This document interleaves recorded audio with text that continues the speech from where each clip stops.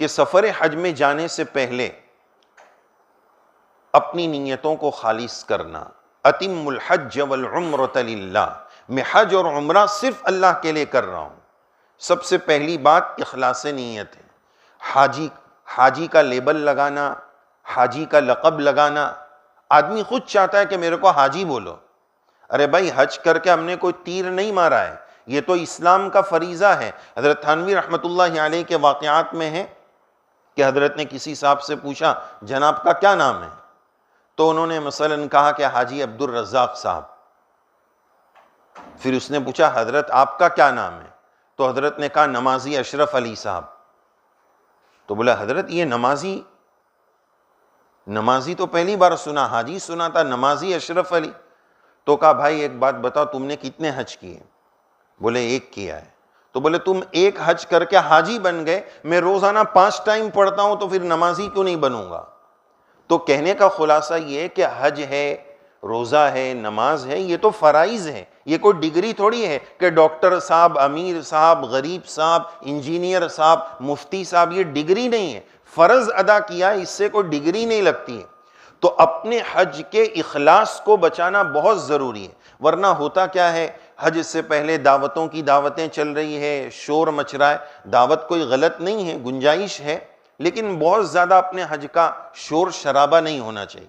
پھر حج سے آنے کے بعد ایک طوفان ہوتا ہے، ایک مہینے تک کھجور پانی کی تقسیم جاری ہے اور ہدیے ہدایہ جاری ہے. رسومات سے اپنے آپ کو جتنا آدمی نارمل رکھے گا نا، اس کی زندگی بھی اتنی نارمل رہے گی. آپ یقین مانیے، ایک مرتبہ ہم سفر حج میں تھے، یہ شاید 2016 کی بات ہے.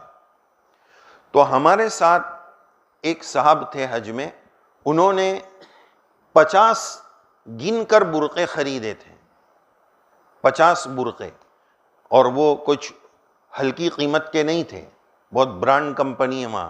ابھی نام کہاں بتاؤں ورنہ اور پریشانی ہو جائے گی.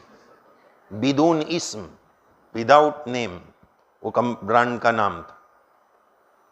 تو اس کے 50 برقعے خریدے. وہ دوستانہ تھا، ہم نے پوچھا. آپ یقین مانیے گا وہ برقعے اتنی قیمت کے بنے جتنی میں ایک آدمی کا حج ہو جائے، اتنی قیمت کے وہ برقعے تھے. اب یہ ہدیے ہدایہ سے ہمارا حج کتنا مشکل ہو جائے گا. تو وہ کہنے لگے دیکھو مولانا، ایسا ہوا ہے کہ جتنے لوگ آئے ان سے ہم نے لیا ہے تو اب ان کو دینا بھی پڑے گا، اس لیے لینا پڑتا ہے. تو یہ جو ہم نے جھمیلے پال رکھے ہیں نا، اس سے اپنی زندگیوں کو ہم نے مشکل بنا رکھا ہے. شادی بیاہ بھی اسی لیے مشکل ہے، عبادتیں بھی اتنی مشکل ہے. یہ کوئی ضروری نہیں ہے کہ اس کے لیے چاکلیٹ بھی لاؤ اور فنا بھی لاؤ اور مسلح بھی لاؤ. جتنی جیسی سہولت عافیت کے ساتھ اتنا کر دو، اور شور شرابے کی ضرورت نہیں. جو گھر پہ ملنے آ گیا اس کو کھجور پانی کھلا دیا. اب اس کے لیے اتنی 2 نمبریاں کرتے ہیں، جاتے ہی ٹینشن ہوتا ہے کہ یار وہ بیگ میں مولانا یہ چھوٹی والی بوٹل زمزم والی ڈال سکتے ہیں کہ نہیں. ابھی تو پہنچا اور وہیں سے اس کو واپسی کا بھی ٹینشن ہے کہ زمزم لے جاؤں گا، فلاں لے جاؤں گا. بھائی گئے جس کام کے لیے اس کی فکر کرو کہ جا کر کرنا کیا ہے. اس لیے یہ تکلفات سے اپنے آپ کو بچائیں، اپنے حج کے اخلاص کو متاثر نہ ہونے دیں.